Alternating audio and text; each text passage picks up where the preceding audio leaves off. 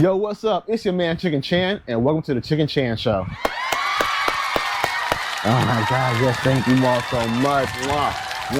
I appreciate the love, and I'm so happy to be here, and I'm so happy to talk about shoes today because, man, it's been a while since we talked about shoes and we actually tracked my sneaker buying, because I think I bought like 12 pairs of shoes so far this year.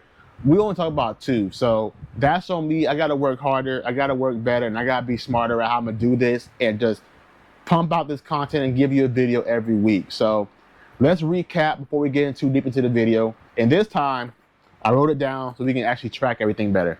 So January, the first shoe I bought this year, the Nike SB Wizard of Oz Dunks. Got them from StockX, paid $224.30 for those. That kind of sucks. February, the first shoe I bought in February, the Jordan Reimagined Metallic 5s. Got them for retail off of Snipes, $234.25. W in the chat for that one. I think that's like gonna be top 5 shoe of the year this year.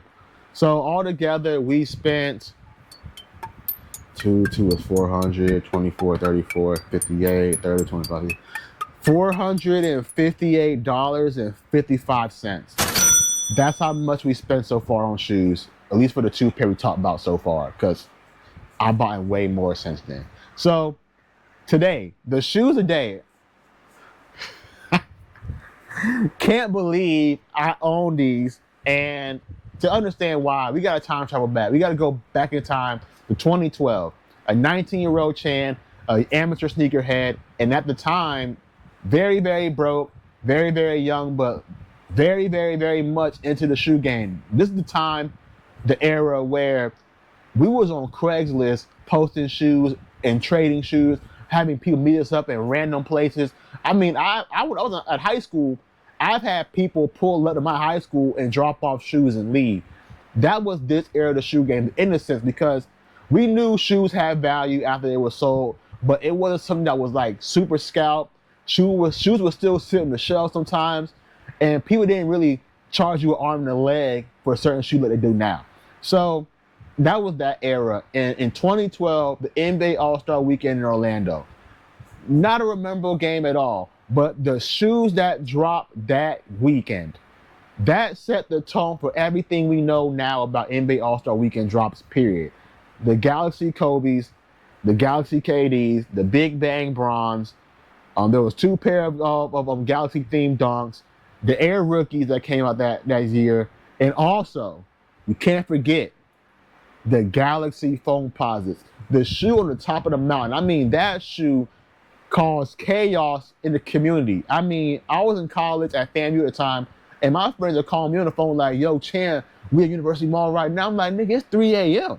Yeah, man, we waiting, man. It's like 1,000 people out here, bro. We trying to get these shoes, and they get a ticket, pandemonium breakout. They can't even claim their shoe.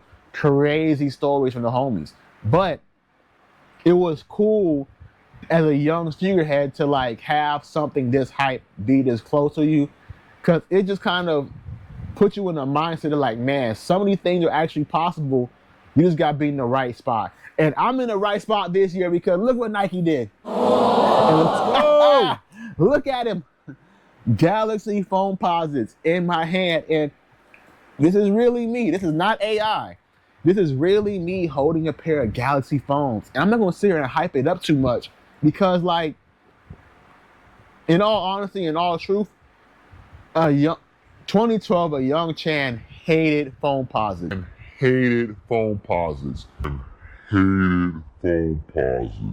I mean, I thought the price of them was crazy because they were like $250 back then. That was insane to me. The way the shoe looked, how clunky it looked, how clunky it felt. I wasn't really big on penny hardware at the time. So I didn't really understand the significance of this shoe. But I understood the significance of how it impacted the shoe game, because this is the first time I ever seen a shoe like, yo, I need $500 for these shoes. This is the first time I've ever seen anything like that as a young sneakerhead. And I just never thought I'd touch these. And shout out to Nike for deciding to retro these, which is bringing up another question in the community. Should Nike keep retroing retroing. Should Nike keep retroing the classics? And personally, I have mixed feelings about it. One, I feel like, yes, maybe once a year, bring out a classic MF Doom dunks, be perfect. Rest in peace, Doom. But Nike themselves, we know Nike. When something works with them, they oversaturate. They just keep pressing that button over and over and over again until it breaks. And I don't want them to do that with our legends, because I feel like, great example, the KD4s. That was a goated shoe when I was younger. Great. To this day, it's a goated shoe. And they pumped those puppies out so much, gave us all the exclusive colorways. And some of them things are sitting on sale right now for like $70. And it's like, why'd you ruin the legend and the lore of that shoe for profit and gain for what? Like, I don't understand. So in that sense, I don't want it to happen. But in a sense of keeping up with the culture and things like, great example, MF Doom. When MF Doom died, the MF Doom dunk should have been like off the press that second. It should have been the next drop. So to show, to like, I'm gonna say this, to signify certain people in the culture when they did it and then after they did it, I think that would be great to retro a shoe, but just don't oversaturate it. I don't want to see every month a new Grail drop. So let's not go there. But this right here, these are perfect to me. I mean, remove for flight tag. You get the Galaxy print on the foam. I mean, come on. The suede up there with the Nike swoosh. Soles glow in the dark. Half-cent logos everywhere. They smell great. I mean, there's nothing bad I can say about this shoe right now, man. I'm just happy to have something like this in my collection. I like what they did with the box. I like that as well. The Galaxy details on the box, that's cool. And also, you know how I love extra stuff. The Galaxy tissue paper. Galaxy tissue paper. That's cool. That's very cool. So, if you're asking me right now, well, I'm gonna rank these shoes, I ain't gonna lie to you, I'm gonna give these an easy 10 out of 10. Like, no hype, none of that, just 10 out of 10. Cool looking shoe. I love Foamposites now. My first pair of Foamposites, so that's also getting extra points. The only pair of Foamposites in my collection, double the points. Glow in the dark soles. I love the glow in the dark, extra points. Move for flight tag still on there, points. They smell good, points.